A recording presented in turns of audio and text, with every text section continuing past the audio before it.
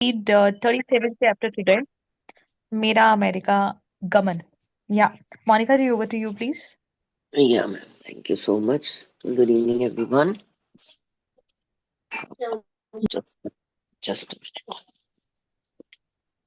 अभी और भी सब आ जाते हैं अभी. आई थिंक कम लोग हैं नहीं.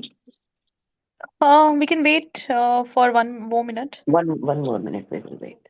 हाँ कर सकते हैं. मम्मा भी आ गए हैं.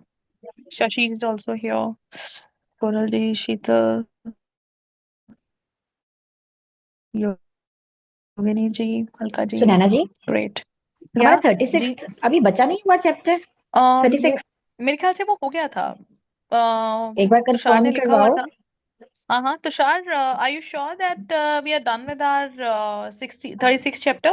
क्योंकि लास्ट टाइम तो मोनिका जी ने हमें अलग एक लेवल का वो किया था जब आप लोग गए हुए थे. उसके पहले वाली क्लास हुई नहीं थी. Tushar, can you please confirm? Or Sheetal, I think Sheetal read the chapter last to last time. Monika जी आप बताएं. जी मैम, जस्ट अ मिनट. मैं 1 मिनट देख के बताती हूँ. मेरे हिसाब से हमने खत्म कर लिया. हमें नया स्टार्ट करना था. अच्छा 36 थी तो नया था.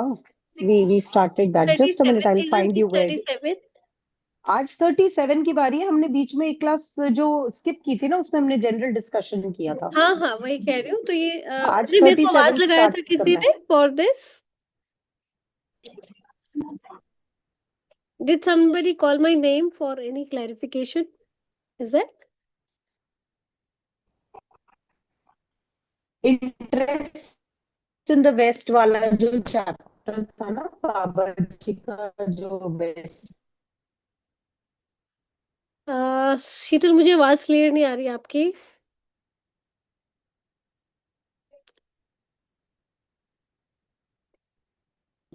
मैं रहूंगा फिर भी हमेशा फिजिकल फॉर्म में. नहीं तो I will resurrect like Jesus appeared again. वैसे ही लाड़ी माशे जी ने कहा था हाँ, कि ये मैं भी हमने वापस पढ़ा था. दिखूंगा. तो उस चीज पे ये लेसन खत्म हुआ था कि उनमें मृत्यु के बाद भी जीवित दिखने की 3 अलग शिष्यों को अलग अलग जगहों पर दिखने की अगले दिन उनका जो ये हाँ, ये लीला हमने पढ़ थी लिया वो था. सुनाई गई थी. ये हमने उस पे पढ़ ये ली थी. चैप्टर, हाँ जी, उस पे ये चैप्टर खत्म हुआ था.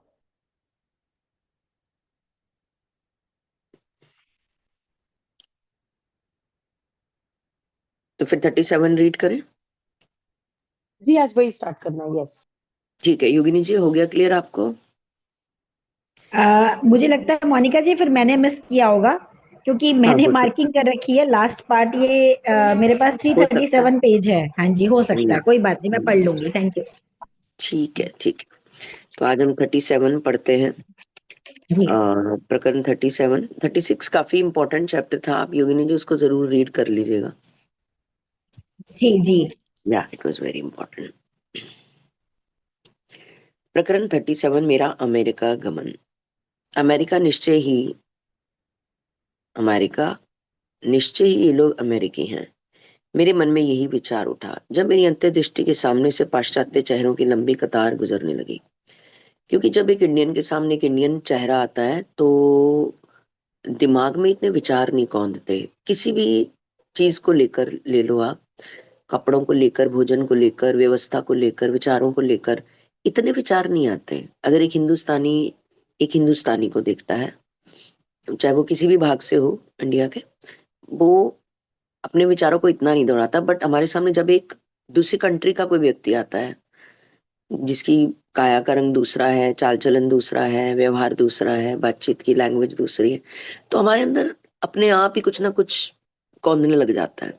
हम अपने आप ही कुछ ना कुछ बुनती करने लग जाते हैं विचारों की. तो मेरी अंतर्दृष्टि के सामने से पाश्चात्य चेहरों की लंबी कतार गुजरने लगी. जब लंबी कतार गुजर रही है तो मन में विचार भी, कौतूहल भी, एक्साइटमेंट भी, और भी हजारों कई तरह की चीजें जिनको हम कोई नाम नहीं दे सकते, वो आने लगती हैं जब हम किसी इस प्रकार के नए पर्सन के सामने जाते हैं. रांची में अपने विद्यालय के भंडार गृह जनरली जहाँ सामान रखते हैं हम, उसके लिए प्रयोग होता है. गोडाउन के भंडार गृह में कुछ धूली धूसरित पेटियों के पीछे मैं ध्यान मतलब देखो, धूली दूसरी पेटियों के पीचे भंडार गृह कहाँ है जहाँ आलू पड़े होंगे, अनाज पड़ा होगा, बेसन पड़ा होगा, यही सब पड़ा होता है भंडार गृह में। उसमें कुछ धूली दूसरी थी, यानी कि मिट्टी से सन कुछ पेटियों के पीछे में ध्यान मग्न था। मतलब अलग ही लेवल है। बच्चों के बीच व्यवस्था के उन वर्षों में एकांत स्थान मिलना बहुत कठिन था, तो वो जगह उनको ज्यादा सेफ, बेटर और एलोन लगती होगी कि यहाँ मुझे कोई डिस्टर्ब नहीं करेगा, कि कोई क्यों जाएगा भंडार गृह में, तो इसलिए वो वहां बैठ जाते थे। ध्यान में वह दृश्य चलता रहा। एक विशाल जनसमूह मेरी ओर आतुर दृष्टि से देखते हुए मेरी चेतना के मंच पर अभिनेताओं की तरह मेरे सामने से अभी उनको विचार आने शुरू हो गए, जो अब उनका आने वाला समय है। जो उनके आने वाले समय की चीजें हैं वो उनके विचारों में कौंध रही हैं, उनको वो दृष्टियां दिख रही हैं, वो सीन्स क्रिएट होने उनके अंदर स्टार्ट हो गए हैं। इतने में भंडार गृह का द्वार खुल गया। सदा की तरह एक बच्चे ने मेरे छिपने के स्थान को खोज लिया था। बच्चों को पता होगा मेरा मास्टर कैसा होता है, तो उन्होंने खोज लिया कि मास्टर जी यहाँ पर बैठे हुए हैं। यहाँ आओ विमल। प्रफुल्ल मन से मैंने उसे बुलाया। तुम्हें एक समाचार सुनाता हूँ, भगवान मुझे अमेरिका में बुला रहे हैं। ये वो रांची के अपने स्कूल की बात कर रहे हैं, अपने स्कूल के भंडार गृह की बात कर रहे हैं, जहां पर वे अपने भंडार गृह में ध्यान मग्न बैठे थे, और कुछ चित्र उनके माइंड में ऑलरेडी चल रहे थे, जो अभी आने वाले समय में घटनाएं होने वाली थी। तो जो बच्चा जो अंदर आया उसका नाम विमल था, और वो विमल को बता रहे हैं। अचानक से विमल आया तो उन्होंने उसको विमल कह के बुलाया और कहा मुझे अमेरिका बुला रहे हैं। प्रश्न चिन्ह अमेरिका में। उसने ऐसे स्वर में मेरे शब्दों को दोहराया जैसे मैंने कहा हो कि मैं चांद पर जा रहा हूँ। यानी कि असमंजस हुआ उस बच्चे को भी सुन के। हाँ, कोलंबस की भांति मैं भी अमेरिका की खोज करने जा रहा हूँ। ये भी एक तरह की खोज ही है, नए लोगों की खोज, नए विचारों की खोज, नई प्रक्रिया की खोज। तो मैं भी अमेरिका की खोज की तरह, कोलंबस की तरह मैं भी खोजने जा रहा हूँ। कोलंबस ने सोचा था भारत पहुंच गया, परंतु मैं अमेरिका पहुंच गया था। निश्चय इन दो देशों के बीच कोई तो कर्म संबंध होगा। विमल वहां से भाग गया और शीघ्र ही 2 पाँव के समाचार पत्र ने सारे विद्यालय में यह बात फैला दी। 2 पाँव का समाचार पत्र, नई लाइन है, जिंदगी में पहली बार सुनी। 2 पाँव का समाचार पत्र। ज्यादातर समाचार पत्र 2 पाँव के ही होते हैं। मैंने स्तंभित शिक्षक वर्ग को बुलाया। सब हैरान हो गए सुन के। रांची में विद्यालय खुला हुआ है, 2000 प्लस बच्चे हैं वहां पर, और ये अचानक से ये क्या नई बात कि वो अमेरिका जा रहे हैं। तो स्तंभित करने वाली बात तो थी, हैरान करने वाली। शिक्षक वर्ग को बुलाया और विद्यालय को उनके हाथों में सौंप दिया। उस अवसर पर उन्हें संबंधित करते हुए मैंने कहा, मुझे पूरा विश्वास है कि जी।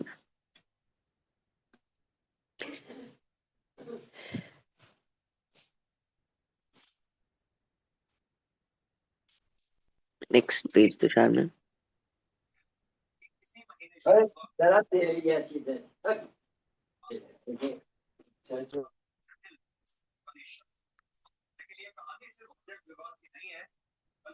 Yeah, the next page is here.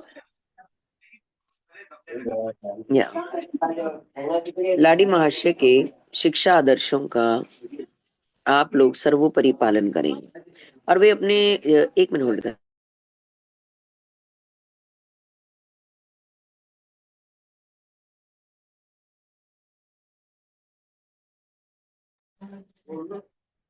लाडी महाशय के शिक्षा आदर्शों का आप लोग सर्वोपरि पालन करेंगे। अब वो लाडी महाशय जी की का आप सब उनको फॉलो करेंगे। अब वो लोगों को बताने लग गए, बिकॉज मैं अमेरिका जा रहा हूँ, ये लीक हो गई चीज, उन्होंने बता दी विमल को, तो अब सबको पता चल गया। आप लोगों को पत्र लिखता रहूंगा, ईश्वर ने कहा तो किसी दिन मैं यहाँ वापस भी आ जाऊंगा। उन छोटे छोटे बच्चों पर और रांची की उस सुंदर विस्मृति भूमि पर अंतिम दृष्टिपात करते हुए मेरी आंखें छलछलाए। मैं जानता था कि मेरे जीवन का एक विशिष्ट अध्याय पूरा हो चुका था। अगले पड़ाव की तैयारी थी, और अब इसके आगे मुझे सुदूर देशों में ही रहना होगा। जो बहुत ध्यानी लोग होते हैं और जो डिटैच रहते हैं, बहुत ज्यादा मिंगल नहीं होते, चाहे वो रिलेशंस हैं, चाहे वो प्लेस है, चाहे वो मेमोरीज हैं, वो लोग बड़ी जल्दी कट जाते हैं। मीन्स रोना धोना, परेशान होना, मतलब इन सब चीजों से वो काफी ऊपर होते हैं और बड़ी क्विक डिसीजन लेते हैं और उसको फॉलो करना शुरू कर देते हैं।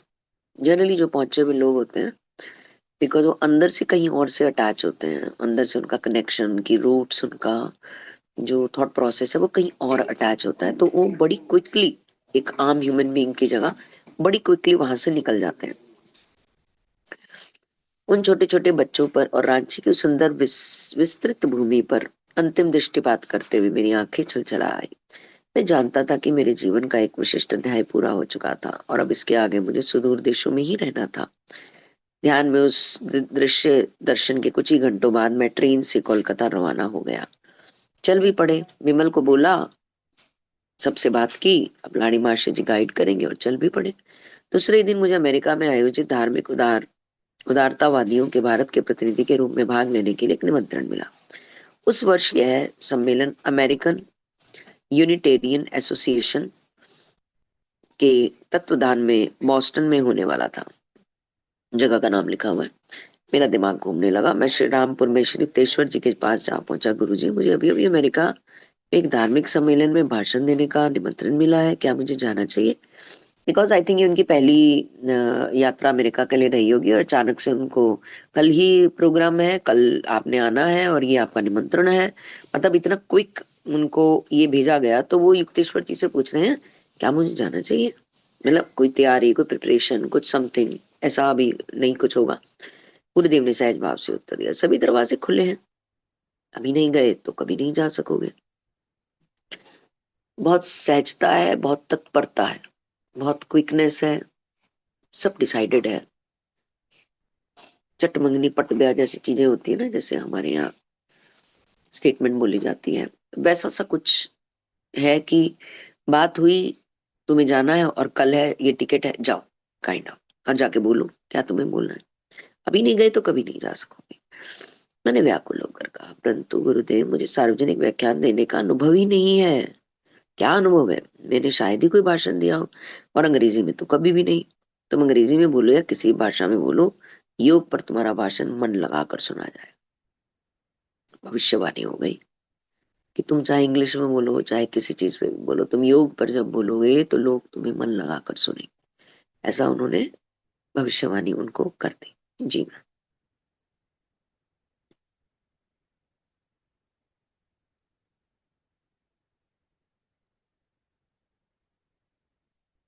मैं हंस पड़ा।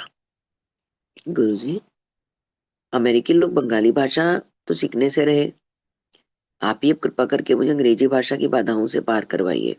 जब मैंने पिताजी के सामने अमेरिका जाने का विचार रखा तो वे हतप्रभ रह गए। हतप्रभ हतप्रभ रह हैरान हुए पिताजी, बेटा अमेरिका जा रहा है? अचानक से उनके लिए अमेरिका एक अति दूर देश था। उन्हें भय था कि वे मुझे फिर कभी नहीं देख पाएंगे। मैं बहुत सारे लोगों को होता था, बहुत सारे लोगों को पुराने टाइम में, कि अब वह उनको दोबारा कभी नहीं देख पाएंगे। उन्होंने रुक्षता के साथ पूछा, तुम जाओगे कैसे? कौन तुम्हें इसके लिए पैसा देगा? रुक्षता का मीनिंग देखना शीतल में, रूखापन तो नहीं हो सकता, अधीरता। मैंने पहली बार सुना ये वर्ड रुक्षता। उन्होंने रुक्षता के साथ पूछा, तुम जाओगे कैसे? कौन इसके लिए तुम्हें पैसा देगा? मेरी शिक्षा एवं पूरे जीवन के लिए वे ही प्रेम से पैसा देते आ रहे थे, इसलिए उनको लगा कि शायद क्या मुझे अमेरिका जाने के लिए पैसा देना है? उसके लिए तो बहुत पैसा लगेगा। कई तरह की चीजें उनके दिमाग में दौड़ रही होंगी। इसके बारे में भी पढ़ते हैं। योगदा सत्संग सोसाइटी में रांची आश्रम में स्थित स्मृति मंदिर उसी स्थान पर बनाया गया है जहां पहले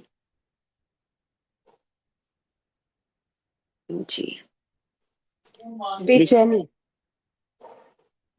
निश्चय ही उन्हें आशा थी कि यह प्रश्न उठाते ही मेरी सारी योजना धरी की धरी रह जाएगी। भाई जाओगे कैसे?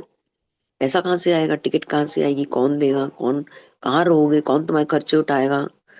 रहना खाना पीना सब, ट्रैवलिंग, सब चीज का पैसा कौन देगा? पिताजी का पूछना जायज है क्योंकि अभी तक पिताजी दे रहे थे। कई युवा पीढ़ी के जो बच्चे होते हैं, आज भी मैं ऐसे एक दो बच्चों से मिली थी, इनफैक्ट 3 ही बच्चे हो गए अब तो, जिनके माँ बाप लाखों रुपया साल के उनके लिए फीसें दे रहे थे, बट उनके टॉकिंग टर्म्स नहीं है बच्चों के साथ। और 70% इंडियन बच्चे जब यंग एज में होते हैं, सेम इनके यहाँ भी वही सब चल रहा है, तो सब कुछ पिताजी कर रहे होते हैं, पर फिर भी वो थैंकफुल जोन में नहीं होते हैं, ज्ञानता में होते हैं, क्योंकि पिताजी को सब खर्चा करना होता है और बच्चा तो एक सपना रख देता है तश्तरी में परोस के कि मैं जा रहा हूँ या मुझे जाना है या ये मेरा प्लान है। उसके बाद बच्चे ने कुछ नहीं करना होता, बच्चे ने सिर्फ मेहनत करनी होती है, बाकी सब कुछ माँ बाप ने करना होता है। और बच्चा तश्तरी में अपना सपना 25 लाख का रख रहा है, 50 का रख रहा है, 1 करोड़ का रख रहा है, बच्चा शायद सोचता भी नहीं है इतना ज्यादा, वो उस कॉन्फिडेंस में होता है कि पेरेंट्स हैं, पैदा किया तो करेंगे तो सही, काइंड ऑफ ऐसा जनरली रहता है। भगवान मुझे पैसा देंगे। जब मैंने ये उत्तर दिया तो अनेक वर्ष पहले आगरा में अनंतदा को दिए हुए इसी प्रकार के उत्तर का मुझे स्मरण हो आया। अधिक चालाकी न दिखाते हुए मैंने आगे कहा, पिताजी शायद भगवान आपके मन में मेरी सहायता करने की प्रेरणा जगा दे। ज्यादा चालाकी ना दिखाते, उन्होंने बोला कि आपके मन में मतलब ईश्वरी प्रेरणा भेजेंगे, जगह टपकेंगे तो नहीं पैसे, पैसे टपकेंगे तो नहीं। आपको याद है वृंदावन यात्रा आगरा की, वही बात कर रहे हैं, बहुत पहले पढ़ी थी हमने जब बुक स्टार्ट हुई थी अनंतदा के साथ। आगरा में उन्होंने प्रॉमिस किया था कि मैं बिना पैसे के वृंदावन होकर आऊंगा, और वो हो आए थे, सब कुछ हो गया था, उनके भोजन का भी अरेंजमेंट हुआ था, ट्रैवलिंग का भी हो गया था, कोई उन्हें घोड़ा गाड़ी में भी छोड़ आया था, फिर वहां उनको बहुत अच्छा भोजन भी मिला था। तो ये, और फिर वो वापस भी पहुंच गए थे। किसी ने उनको पैसे की दत्ती पकड़ाई थी, किसी ने, मुझे नाम नहीं ध्यान आ रहा, मुक्तेश्वर जी ने पकड़ाई थी, किसने पकड़ाई थी, उन्होंने उनको स्टेशन पे क्रिया योग भी करवाया था, फिर पैसे की एक दत्ती भी पकड़ाई थी, और फिर उनको वापस पहुंचने का किराया मिल गया था। तो इस तरह की, तब भी यही चैलेंज था कि हाँ देखते भगवान तो वृंदावन कैसे घुमाते हैं, सेम चीज दोबारा आ गई। तो उन्होंने बोला भगवान आपके दिमाग में डालेंगे ना, आपके मन में मेरी सहायता करने की प्रेरणा जगा दे। नहीं, कभी नहीं। उनने मेरी और दयनीय भाव से देखा। दयनीय क्यों, खर्चा तो बाप का हो रहा था, इसलिए दयनीय वर्ड का इस्तेमाल किया है। भाई प्लीज अब और नहीं, I don't want to give more money for America, इसलिए दयनीय भाव से देखा। नहीं, कभी नहीं। इसलिए दूसरे दिन जब पिताजी ने एक बड़ी रकम का चेक मेरे हाथ में दिया तो मेरे आश्चर्य का ठिकाना न रहा, क्योंकि प्रेरणा ईश्वर की तरफ से आती है, हिम्मत भी ईश्वर की तरफ से आती है, गाइडेंस, रास्ता भी ईश्वर की तरफ से दिखाया जाए। मनुष्य को लगता है, लास्ट में एक छोटा सा प्रकरण में डिस्कस करूंगी क्लास खत्म होने के बाद। वर्स्ट से वर्स्ट सिचुएशन भी ईश्वर देता है तो उसको उसके परे पता होता है क्या लिखा हुआ है, हमें नहीं पता होता, इसलिए वो हमें सिर्फ मूक रहने के लिए कहता है, चुप रहो। मेरे आश्चर्य का ठिकाना ना रहा। उन्होंने कहा एक पिता होने के नाते नहीं, परंतु लाड़ी महाशय का निष्ठावान शिष्य होने के नाते, जब मैं अपने गुरु की वजह से तुम्हें पैसा दे रहा हूँ तो जाओ उस दूर पाश्चात्य देश में, वहां धर्म पंथों से मुक्त क्रिया युग की शिक्षाओं का प्रयास करो, जाओ। भाई मैं लाड़ी महाशय जी की वजह से पैसा दे रहा हूँ। अक्सर माँ बाप की यहाँ भी ईगो आती है थोड़ी सी, बिकॉज कम्युनिकेशन गैप होता है बहुत पेरेंट्स में और बच्चों में, तो वो ईगो के चलते कर तो पुत्र के लिए ही रहे हैं, कह रहे माँ लाड़ी मास्टर जी की वजह से देना, ज्यादा चौड़ा होने की जरूरत नहीं है, ज्यादा उड़ने मत लग जाना कि मैं तुम्हारी वजह से दे रहा हूँ या मैं तुमसे प्रेम करता हूँ। मतलब यू नो एक एक फील रहता है, गैप रहता है। जनरली वो माता के साथ कम होता है बच्चों का, बट पिता के साथ ये गैप मैक्सिमम केसेस में रहता है। धर्म पंथों से मुक्त क्रिया योग की शिक्षा देना, जिस निस्वार्थ भाव से पिताजी ने तुरंत अपनी व्यक्तिगत इच्छाओं को तिलांजलि दे दी थी, तुरंत अपनी व्यक्तिगत इच्छाओं मतलब पैसे दूं या ना दूं, सोच रहे हैं, टॉन्ट कर रहे हैं, बोल रहे हैं, डांट रहे हैं, कुछ नहीं, निस्वार्थ भाव से उन्होंने तिलांजलि दे दी थी, अपना सब कुछ, सारे अपने प्रश्न खत्म कर दिए। उसे देखकर मेरा हृदय द्रवित हो उठा। उन्हें रात में एहसास हो गया था कि विदेश यात्रा की किसी साधारण इच्छा से मैं अपनी योजना नहीं बना रहा। उनको ये पता चल गया था मैं घूमने नहीं जा रहा हूँ, मैं आउटिंग पे नहीं जा रहा हूँ, मैं जस्ट होता ना, मैं अमेरिका 10-15 दिन के टूर पे जा रहा हूँ और देखूंगा कौन कौन सी घूमने की जगह है, वो पर्पस नहीं है। ये उन्हें एहसास हो गया था कि कोई बड़ा पर्पस है इसके पीछे, कोई बिगेस्ट पर्पस है।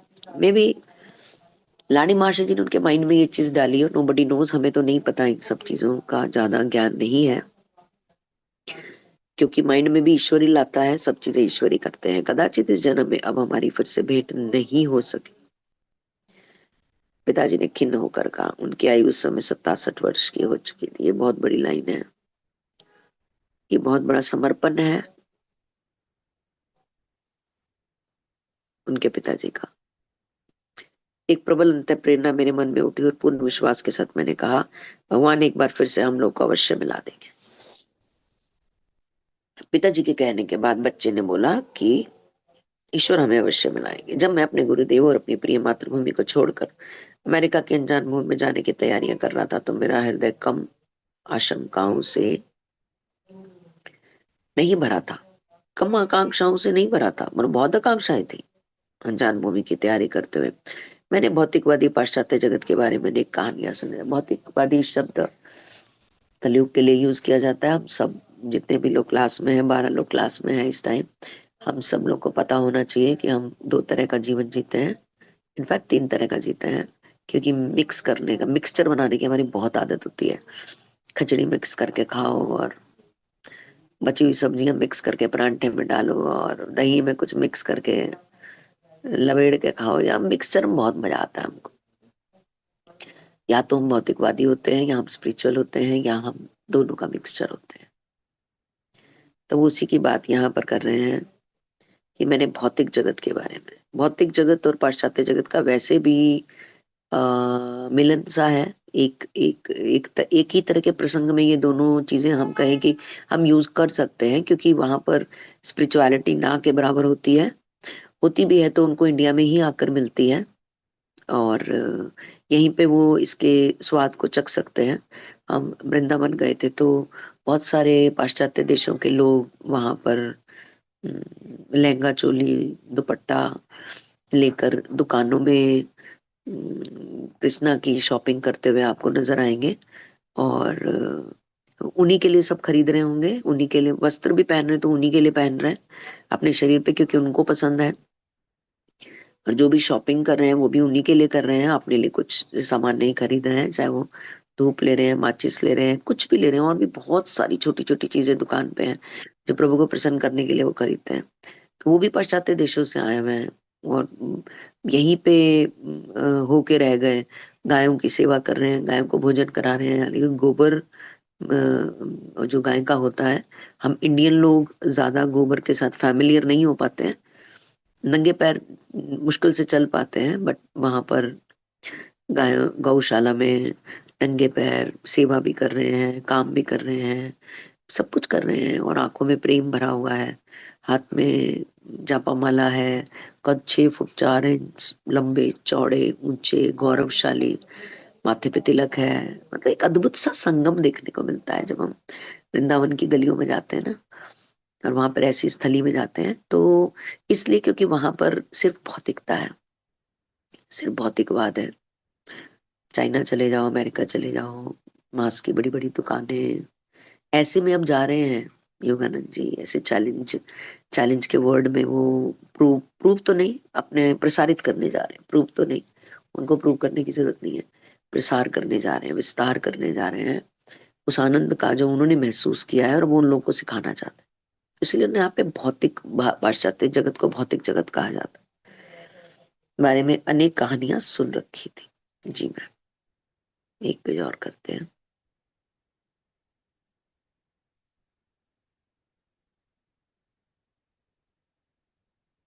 just moving, Monica ji.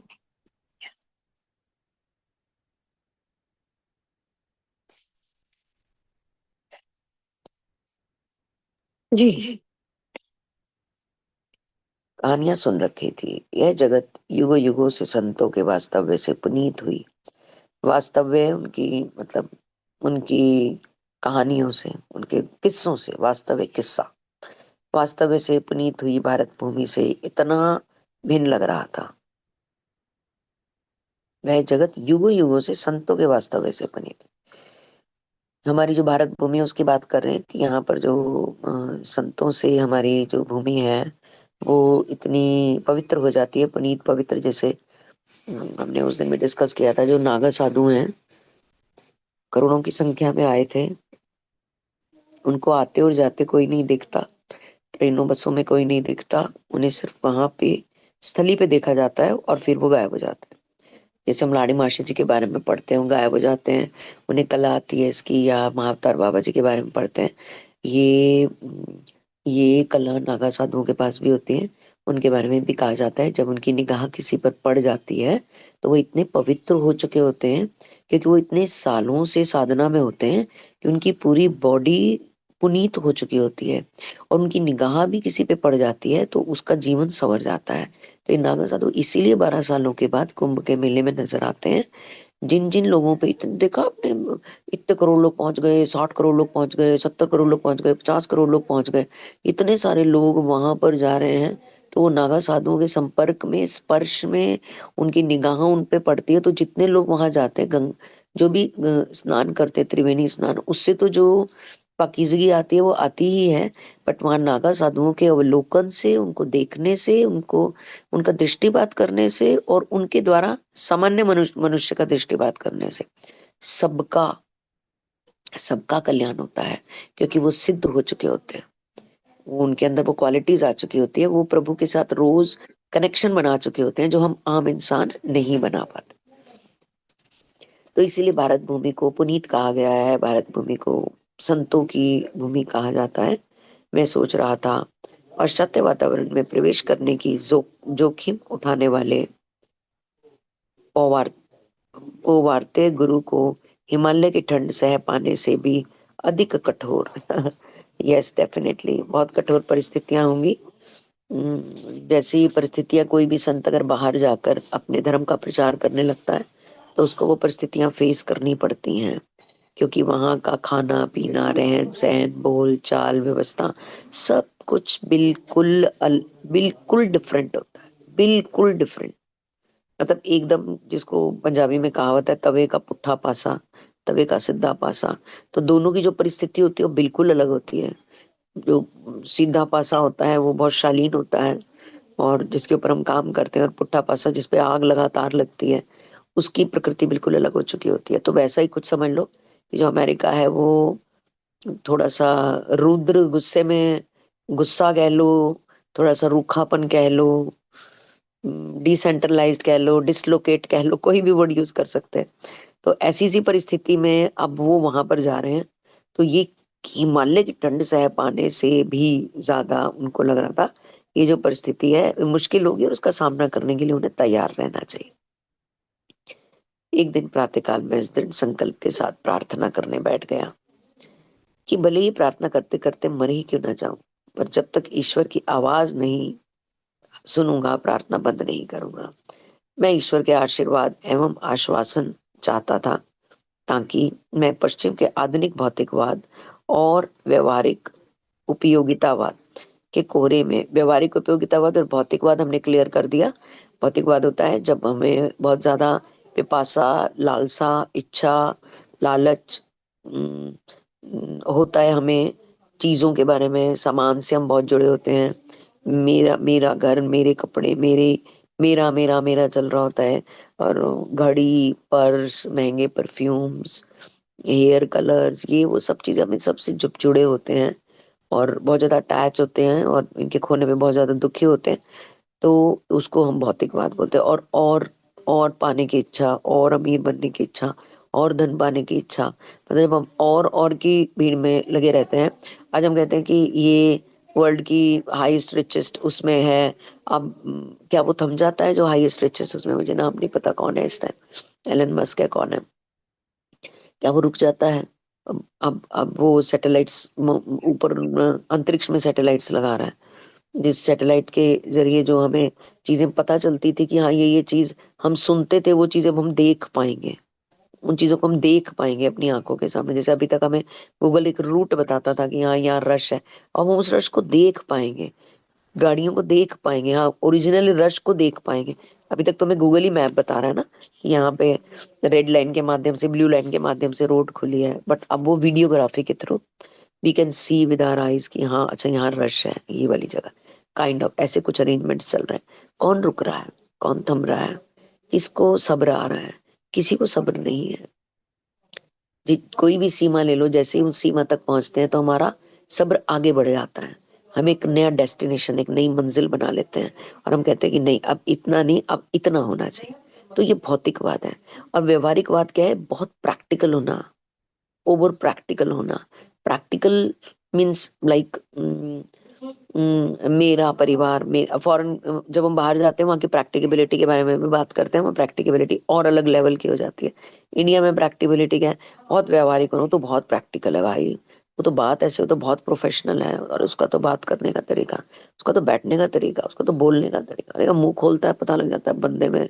Kind of प्रैक्टिकेबिलिटी, बहुत प्रैक्टिकल होना, रूड होना, श्रूड होना, अपना फायदा देखना, अपने परिवार का फायदा देखना, अपनी फैमिली के चार लोगों के इर्द गिर्द घूमना, उन्हीं के बारे में सोचना, उन्हीं उन्हीं के इर्द गिर्द अपनी पूरी, जिसको कहते हैं ना, सौर मंडल बना लेना। जैसे अब हो ही गया है, आप मेट्रो सिटीज में देख लो, बड़ी सिटीज में देख लो, मेट्रो से थोड़े कम की सिटीज में भी देख लो। पहले अड़ोसी पड़ोसी सब एक दूसरे को जानते थे, व्यवहारिक होते थे, सब्जियों का आदान प्रदान आप सबने भी किया होगा। बचपन में आप भी छोटे छोटे हाथों से सब्जियां देने हैं पड़ोस की आंटी को, सामने की आंटी यहाँ से कड़ी आ रही है, यहाँ से राजमा जा रहे हैं, लगभग रोज का ही काम। और कितना प्रेम, कितना प्रेम, कितना उल्लास, कितना, सब्जी देने गए वहीं बैठ गए, 2.5 घंटे बाद घर वापस आ रहे हैं, और मम्मी क्या कह रही है, ये सब्जी पकड़ाने जा रहे हो ना, वहीं ना बैठ जाना, वापस आ जा। वहां से फोन करवा रहे हैं कि नहीं, ये खाना यहीं खाएगी जो सब्जी देने गई है। मतलब बहुत प्यार। बट अब हम बहुत प्रैक्टिकल हो गए हैं, सब्जियों के लेन देन बंद हो गए हैं, अब विचारों के लेन देन शुरू हो गए हैं। अब हम ज्यादा विचारों में बिलीव करते हैं, वो विचारों की उठापटक में बिलीव करते हैं।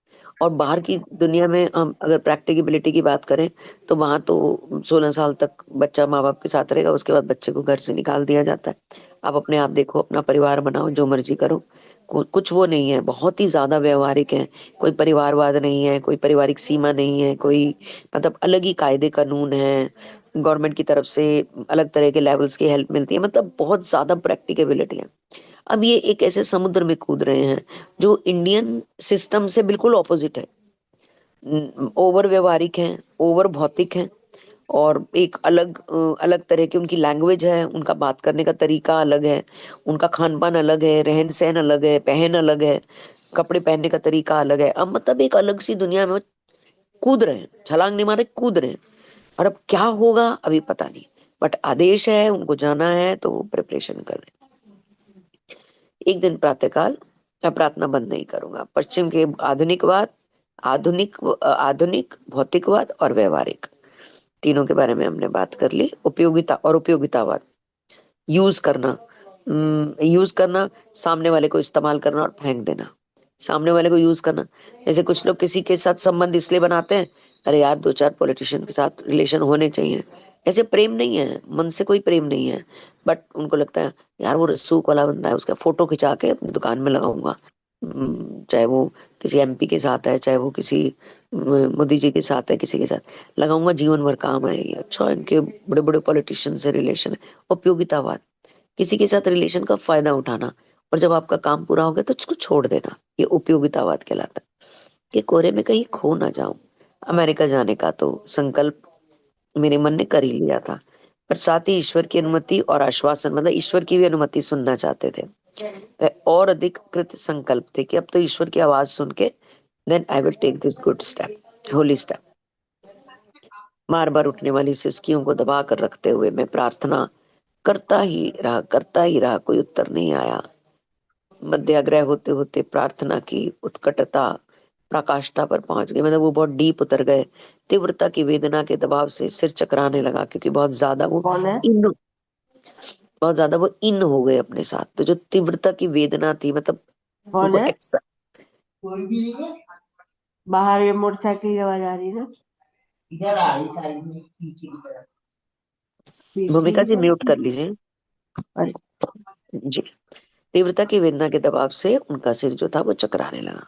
ऐसा कई बार होता है जब आप ध्यान में बैठते हो, मेडिटेशन में बैठते हो, तो कई बार आप जब बहुत ज्यादा आपको बोला जाता है, बहुत डीप इन जाओ तो घबराहट से आंख खुल जाती है। तो कितना तीव्र आवेग होता है और कितनी गहनता के साथ आप करते हो। एक्सपीरियंस कुछ लोगों को इस तरह का होता है। ऐसा लग रहा था अब अपनी आंतरिक उत्कटता को और अधिक बढ़ाकर एक बार भी यदि रोया तो सिर फट ना जाए। ठीक उसी क्षण गढ़पार रोड पर स्थित मेरे घर के दरवाजे पर दस्तक आई। दरवाजा खोला, सन्यासों की तरह केवल एक कटी वस्त्र धारण किए हुए एक युवक वहां खड़ा था। उसने घर में प्रवेश किया। ये अवश्य ही बाबा जी होंगे, उन्होंने अपने माइंड में ऐसा इमेजिन किया। स्तब्ध होकर मैं सोच रहा था, क्योंकि मेरे सामने खड़े उस व्यक्ति का चेहरा लाड़ी मास्टर जैसा दिख रहा था। मेरे मन में उठे उस विचार का उन्होंने उत्तर दे दिया, मैं बाबा जी हूँ। हाँ, मैं बाबा जी हूँ। ये अत्यंत मधुर आवाज में हिंदी बोल रहे थे। हम सबके परमपिता ने तुम्हारी प्रार्थना सुन ली। जी मैम। देखिए अगर अगले पे फिनिश हो रहा है तो, नहीं तो फिर अगली क्लास एक दो लाइन पढ़ लेते। मैंने तुम्हें यह बताने का आदेश दिया है, अपने गुरु की आज्ञा का पालन करो, अमेरिका चले जाओ, डरो मत, तुम्हारा पूर्ण संरक्षण किया जाएगा। देखिए कैसे,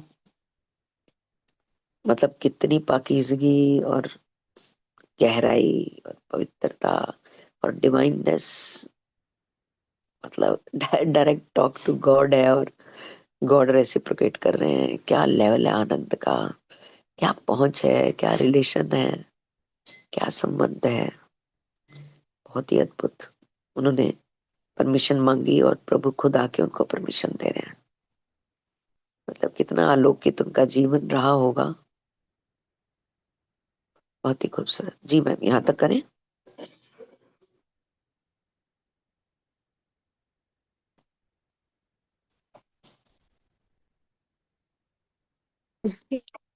Fit. It's okay with everyone?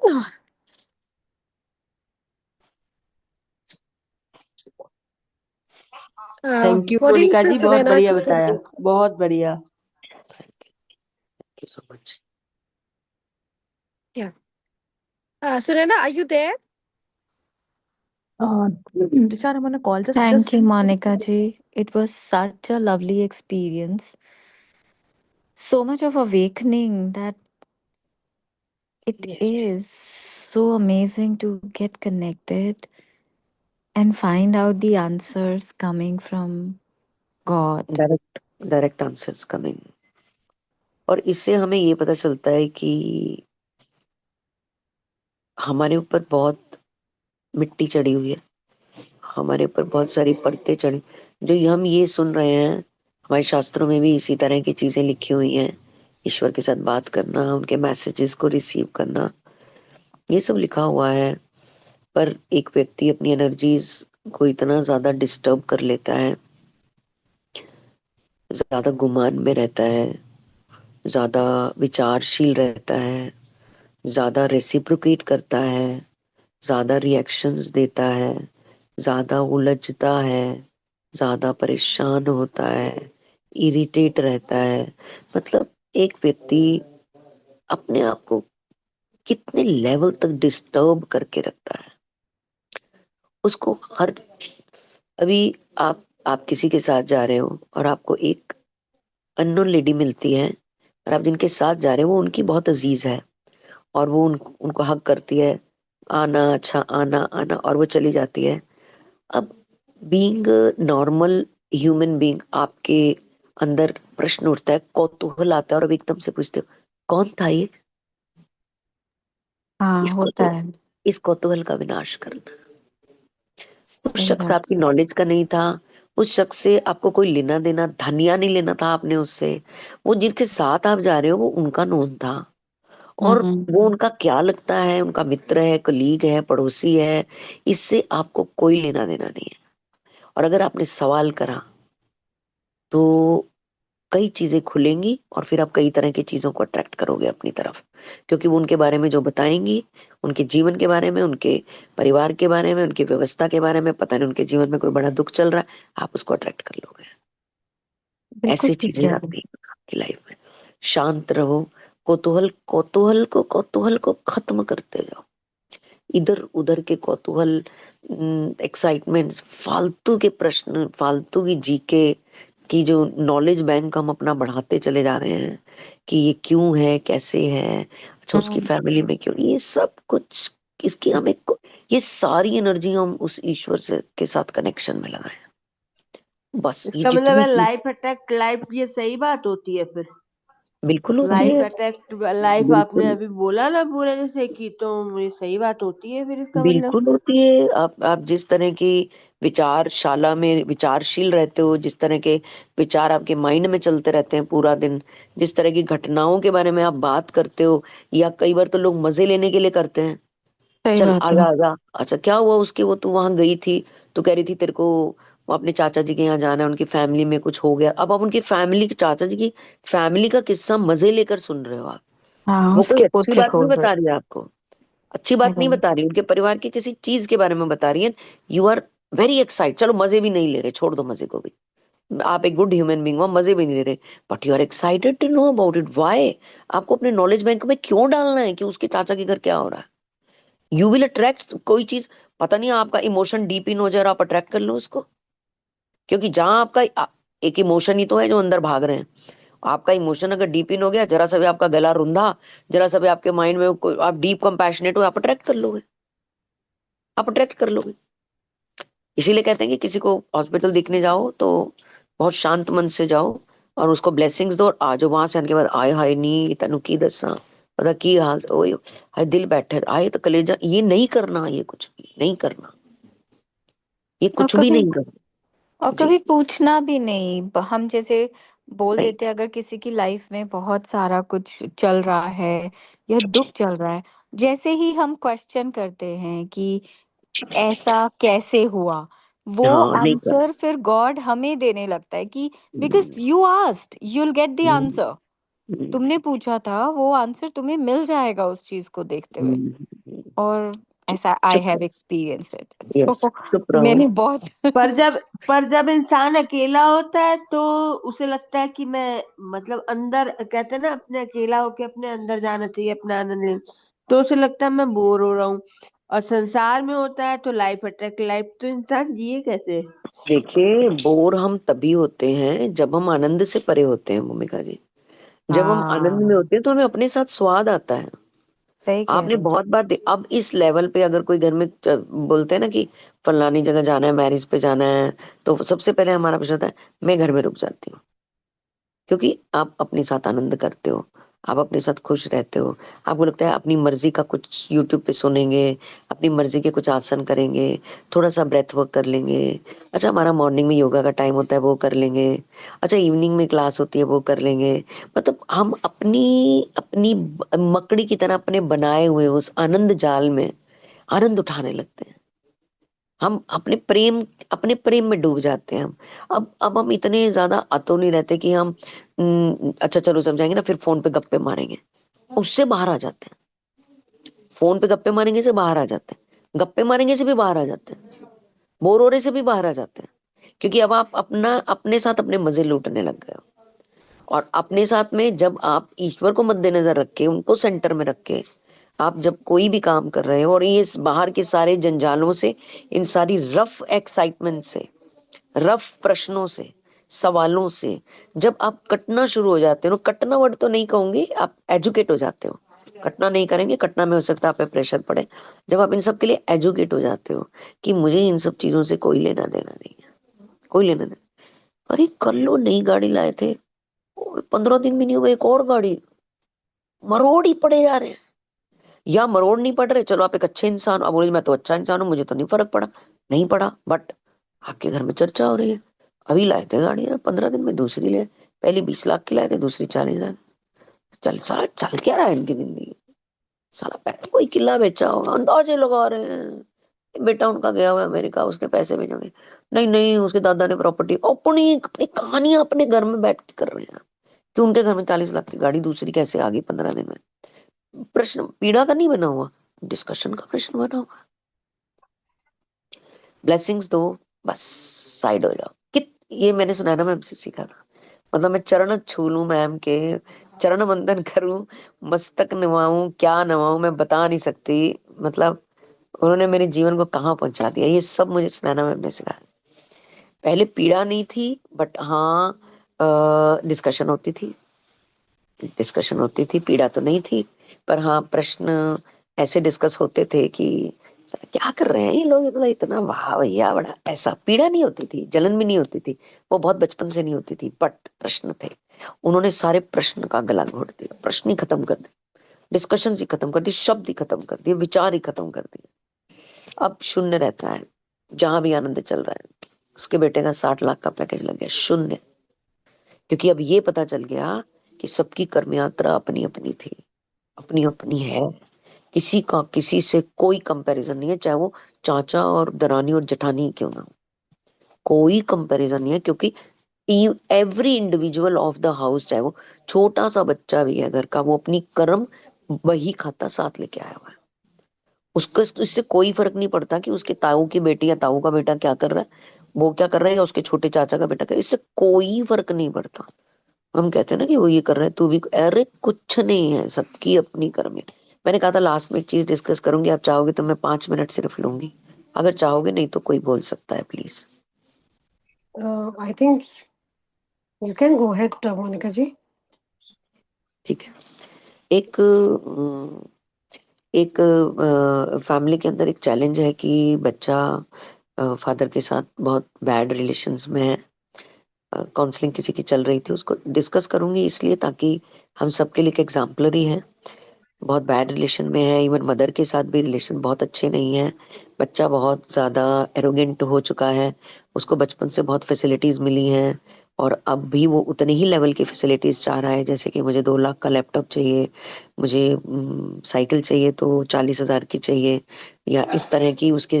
अब फादर जो है, पहले तो चीजें छोटी थी कि गाड़ी चाहिए 1,500 रुपए की, 2,000 की, तो वो आ जाती थी। अब बात जब 2 लाख तक पहुंच गई तो फादर को भी थोड़ा सोच कर देनी थी चीजें। तब फादर ने जैसे ही सोचना शुरू किया, तो अब बच्चे को आदत नहीं है ना सुनने की, क्योंकि उसने बचपन से ना सुनी नहीं है। तो अब उसकी डिमांड का लेवल 4 लाख 2 लाख हो गया, तो अब फादर एक सवालिया निशान लगाने लगे। बच्चे को हैबिट नहीं है, फादर ने ना कैसे कर दी, चाहिए तो चाहिए, खत्म, पूर्ण विराम।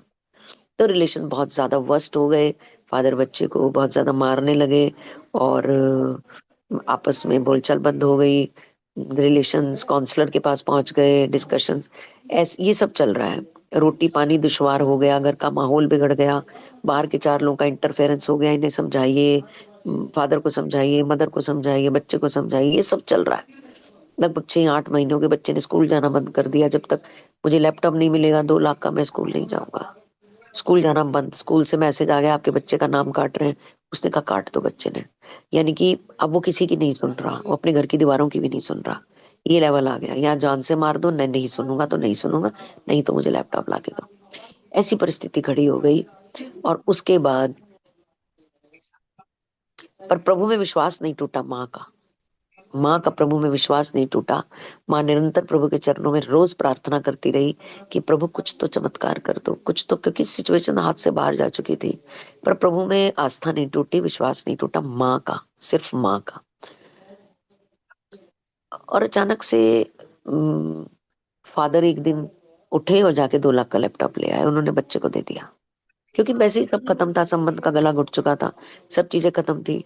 और बच्चे ने कहा कि अगर मुझे 2 लाख का लैपटॉप मिल जाएगा तो शायद मैं सुधर जाऊं, काइंड ऑफ ऐसे उसने बोला कि ठीक है फिर मैं स्कूल भी जाऊंगा, सुधर भी जाऊं। फादर को लगा सारे दरवाजे बंद हो चुके हैं, वो गए, जाके बच्चे को बोला चल साथ, लैपटॉप लिया और उसको दे दिया। मन से कोई प्रेम नहीं, कुछ नहीं, बस दे दिया। और बच्चा काफी स्मार्ट था, टेक्निकली सुपर सॉलिड था बच्चा, हालांकि 10th में था, बट बहुत एक्स्ट्रा ऑर्डिनरी स्मार्ट बच्चा था कंप्यूटर में। और बच्चे का फुटबॉल में बहुत इंटरेस्ट था, और उसने एक लीग के साथ, मतलब उसने ऑनलाइन ही ढूंढी एक फुटबॉल लीग, और उस लीग के साथ उसने कांटेक्ट किया। वो लीग इंटरनेशनली बच्चों को खिलाती है, और वो स्कॉलरशिप भी देते थे। इस बच्चे को, इसने कुछ फुटबॉल मैच खेल चुका था, ये इसको लीग में एडमिशन मिल गया, वो भी 80% स्कॉलरशिप पे।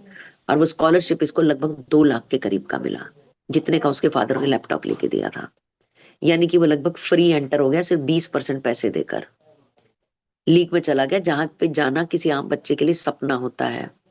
वो बच्चा इस टाइम लीग में जा चुका है, और लीग वालों ने बोला कि आपने बच्चा हमें दे दिया, अब इस बच्चे के ऊपर है, अगर ये बच्चे में आग होगी तो वर्ल्ड में नाम कर लेगा, अगर नहीं होगी तो 6 महीने में घर वापस आ जाएगा।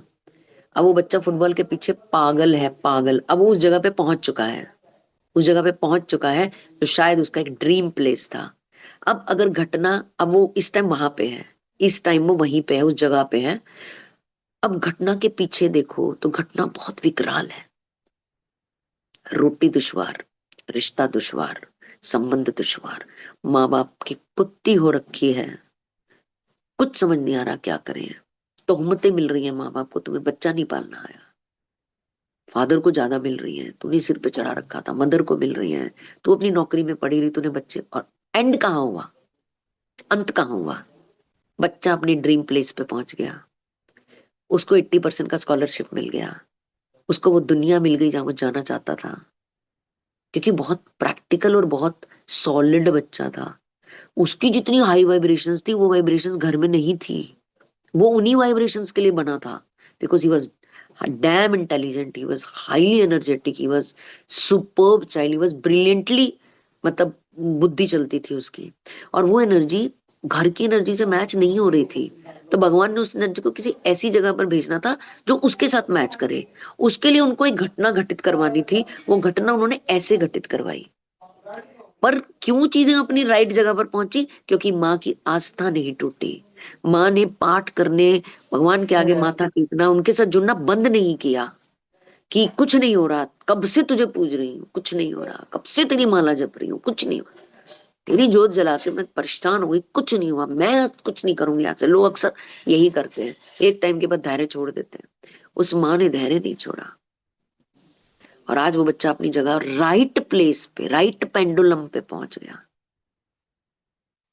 तो कभी भी प्रेजेंट में अगर कुछ चीजें चल रही हैं, हमें नहीं पता इसका परमात्मा ने मतलब यही है कि विपरीत परिस्थितियों में भी अगर हम विश्वास धैर्य बनाए और रखे, विश्वास। हाथ बनाए रखे तो हमारी वो विपरीत परिस्थितियां हमें बहुत ऊंची जगह पे ले जाती हैं, यस, उल्टा ले जाती हैं। यस।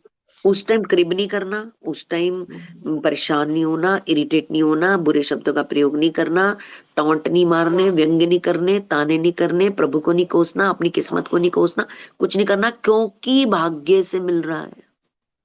इतनी बड़ी लाइन है, क्योंकि जो मेरे जीवन में आ रहा है वो मेरे भाग्य से आ रहा है। इसलिए जो भी चल रहा है, शांत हो जाओ, बिल्कुल शांत। और शांत परिस्थितियों से उस परिस्थिति को माइंड में अवलोकन करो उसका, कि ये जो चल रहा है ये मेरी वजह से चल रहा है। शीतल मैम ने भी उस दिन बहुत ब्यूटीफुल डिस्क्राइब किया था अपने बच्चे के साथ कनेक्शन को। वो समझ पा रही हैं, अंडरस्टैंड कर पा रही हैं, स्थिर है वो, और सोच पा रही हैं कि हम सब एक ही हैं, हम सब एक ही हैं। अगर ये चीज उनके जीवन में इस तरह से आ रही है, बच्चा थोड़ा नोटी है, तो कहीं ना कहीं ये एक कार्मिक यात्रा का भी पार्ट है।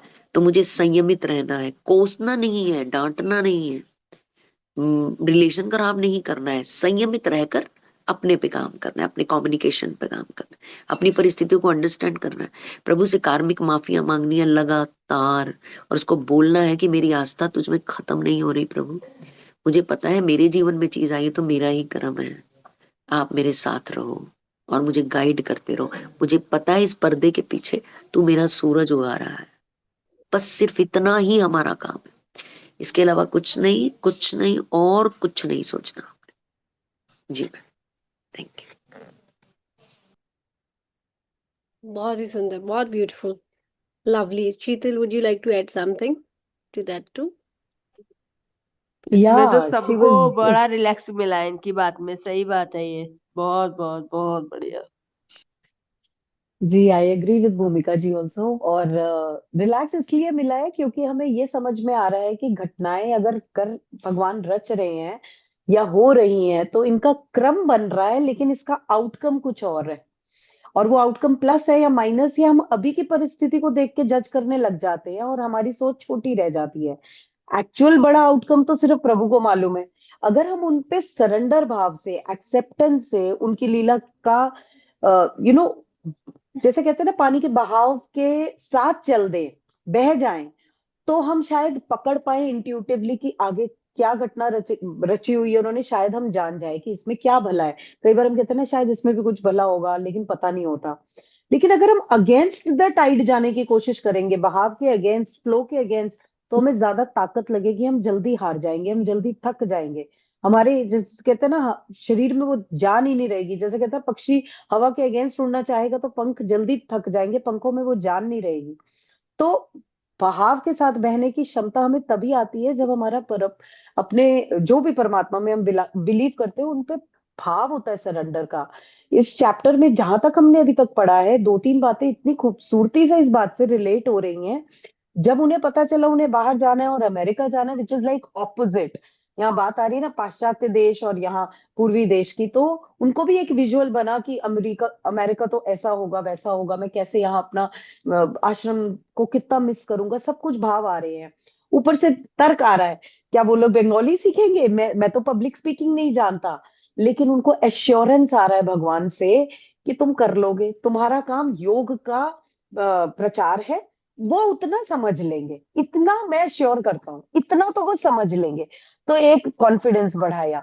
दूसरी जगह वो कह रहे हैं कि लॉर्ड विल श्योरली फाइनेंस मी, प्रभु मेरे पैसों का अरेंजमेंट करेंगे। और हंसी में ठिठोली भी कर रहे हैं कि पापा मतलब फादर को, कि आपके मन में जरूर कोई बात डाल ही देंगे भगवान की आप पैसे मुझे दे दो शायद। और अगले दिन वो चेक देते हुए ये शब्द बोलते हैं कि मैं तुम्हें एज अ फादर नहीं दे रहा ये पैसे, मैं तुम्हें एज उनका शिष्य दे रहा हूं। यानी कि गुरु ने ही वो संबंध स्थापित किया, फादर के दिमाग में वो टेलीपैथी की या जो भी एक प्रेरणा जगाई कि ये पैसे इसे मेरे शिष्य के रूप में देने का आप साहस करो, क्योंकि एक बार ये मेरा शिष्य बन गया है तो इसको मैं तार दूंगा।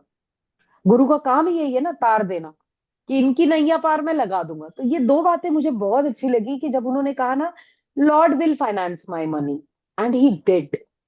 सो सिमिलरली मोनिका जी याद दिला रही है कि मैंने बच्चे का अपने एग्जाम्पल लिया बिटिया का, वो भी आई, उसने बीच में हाथ वाथ चलाए और पीप इन करने की कोशिश की। I could have got agitated कि तुम डिस्टर्ब कर रही हो, but I smiled back to her and she left, कि ठीक है मैंने हंसी ठिठोली कर ली, जो थोड़ा सा डिस्टर्ब करना था कर लिया, और मम्मा गुस्सा नहीं हुई तो she left after waving you all कि मैं दिख रही हूँ नहीं दिख रही, कोई देख रहा है नहीं देख रहा, अपने हिस्से की शरारत करके चली गई।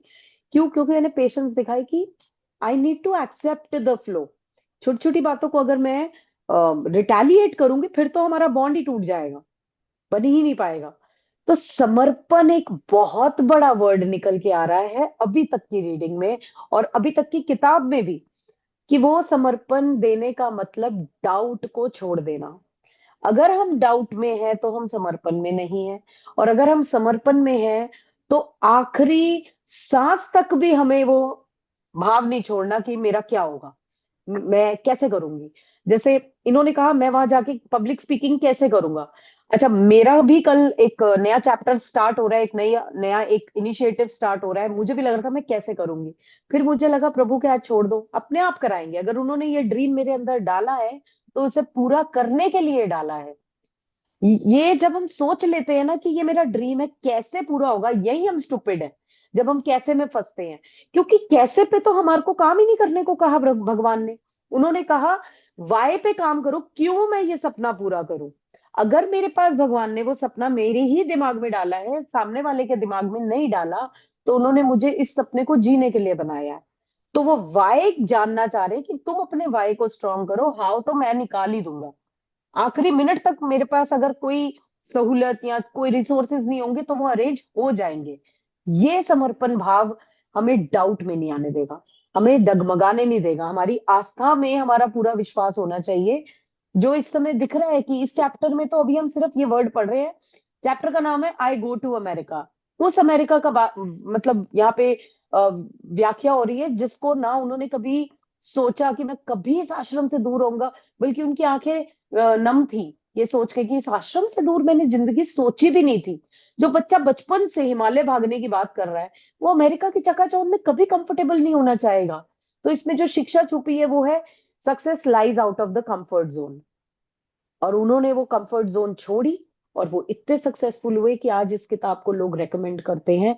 एक किताब की तरह नहीं, एक एक्चुअली लिविंग एनर्जी की तरह, कि it is the living energy of Baba ji in the book.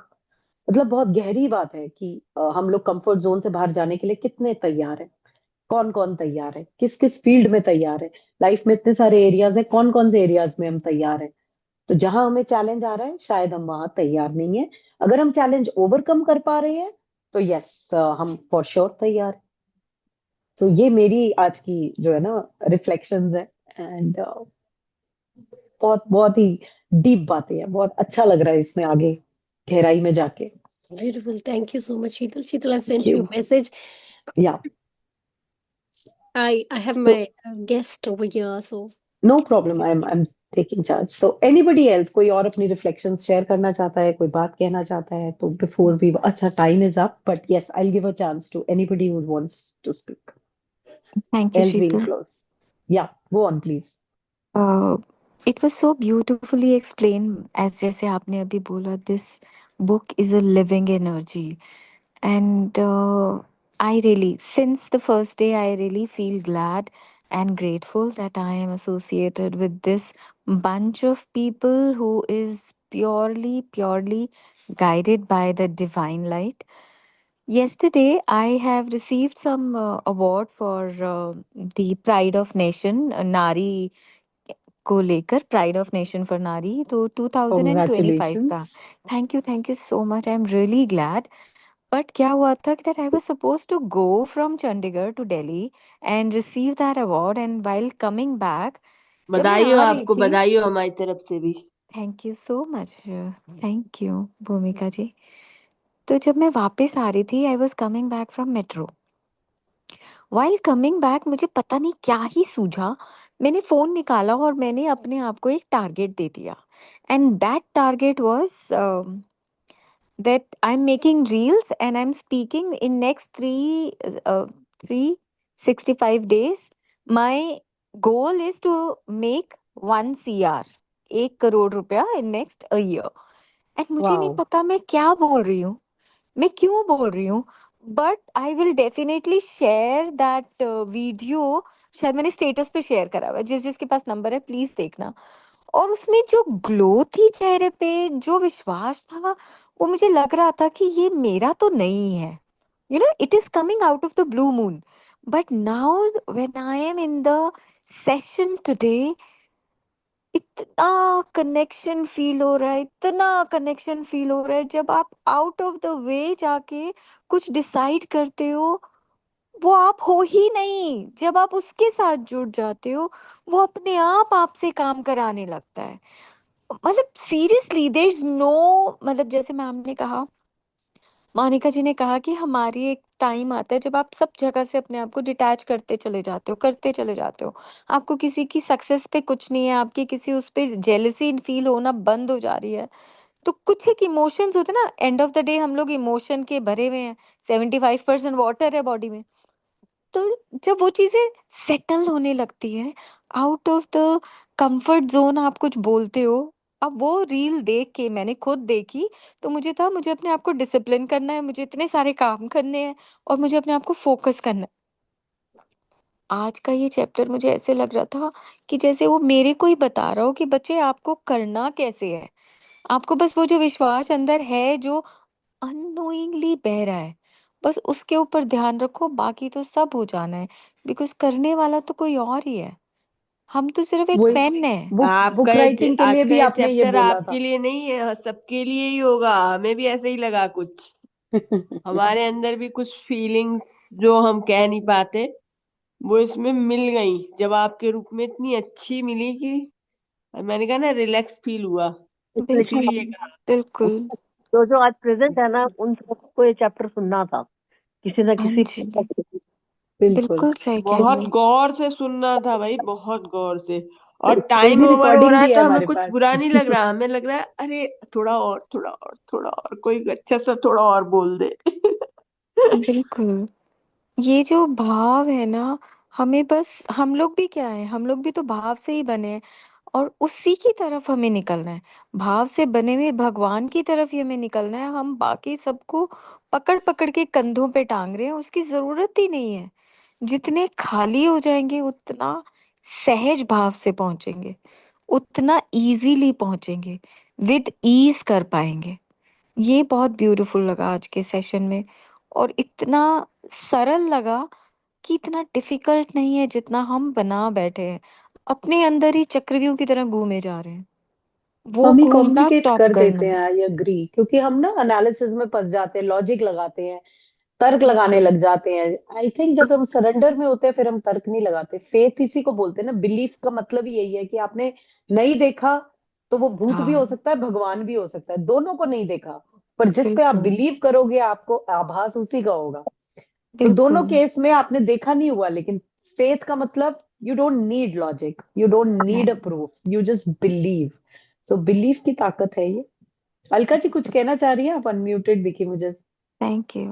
बोला बीच में। थैंक यू आसनिया, लवली लवली रिफ्लेक्शन। जी सॉरी अलका जी। नहीं, मैं बीच में बोला जब आसनिया बोल रही थी। अच्छा, हाँ वो मैंने सुना। जी बेहतरीन, बहुत ही अच्छी रिफ्लेक्शंस। आई थिंक जितने लोग बोल रहे हैं वो तो कुछ शब्दों में एक्सप्रेस कर पा रहे हैं, जो नहीं बोल रहे हैं वो शायद अभी इसको अब्जॉर्ब कर रहे हैं और डीप थिंकिंग करेंगे। आई थिंक आज बिफोर गोइंग टू बेड सब लोग 5 मिनट जरूर देना इस बात को सोचने के लिए कि मैं उस कौन से अनकंफर्टेबल जोन में आऊं, किस एरिया में मैं ज्यादा कंफर्टेबल हूं और सक्सेसफुल नहीं हूं। Finances, health, wealth, relationship, learning, growth, spirituality, जो भी एरिया हो, you know any area of your life. And relationship है तो कौन से वाले, whatever you pick and choose at least one top most priority. और 5 मिनट सिर्फ ये सोचना कि उस रिलेशनशिप या उस एरिया या उस particular field of my life में कहाँ मैं सक्सेस लाने के लिए कौन सा ऐसा स्टेप लूं जो वो अनकंफर्टेबल हो। खुशी खुशी अनकंफर्ट जोन को अपनाओ, गले लगाओ, ताकि सक्सेस उसके बाद जो खड़ी है ना वो पर्दा हटे। तो आज 5 मिनट सब सोने से पहले अपने आप को ये होमवर्क दो कि आज इस लेसन को सिर्फ सुनेंगे, इसको लर्न करके एक रिफ्लेक्शन नहीं लेंगे, इसे जीने की कोशिश करेंगे, इसे आजमाएंगे, इसे एक्सेप्ट करेंगे अपनी लाइफ में कि मैंने धारण कर ली ये या ग्रहण कर ली ये विद्या, जो आज हमने विजडम जो सुना है, समझा है मोनिका जी से और रीडिंग से। तो कोशिश मैं करो कह वो रही 5 मिनट जानने के आज लिए। का लेसन रिकॉर्डिंग में होना चाहिए था थोड़ा। सारे रिकॉर्ड हो रही है, ये भी रिकॉर्ड हुआ अच्छा है। आपको रिकॉर्डिंग तो जी। तुषार देते ही हैं, जब भी आपको चाहिए हो उनसे लिंक ले सकते हो। बट या मैं ये एनकरेज करूंगी कि एक छोटा सा होमवर्क लेके जाएं आज की, ढूंढे अपने अंदर की जहां मेरी चीजें ठीक नहीं चल रही, वहां मैं ज्यादा कंफर्टेबल तो नहीं हूँ और कैसे थोड़ा सा अनकंफर्टेबल होके चीजें बेहतर कर सकूं, प्रभु की इच्छा मान के कि हाँ यू नो कि ये यू नो डिवाइन प्लान है, ऐसा सोच के। चलिए टाइम हो गया है, मुझे भी बीच में कुछ कॉल्स आ रहा है, so let's wind up the call with our closing prayer. Just fold your hands and we'll speak. सर्वे भवन्तु सुखिनः, सर्वे सन्तु निरामया, सर्वे भद्राणि पश्यन्तु, माँ कश्चित् दुःख भाग् भवेत्। ओम शांति शांति शांति शांति। शांति। Bye bye everyone.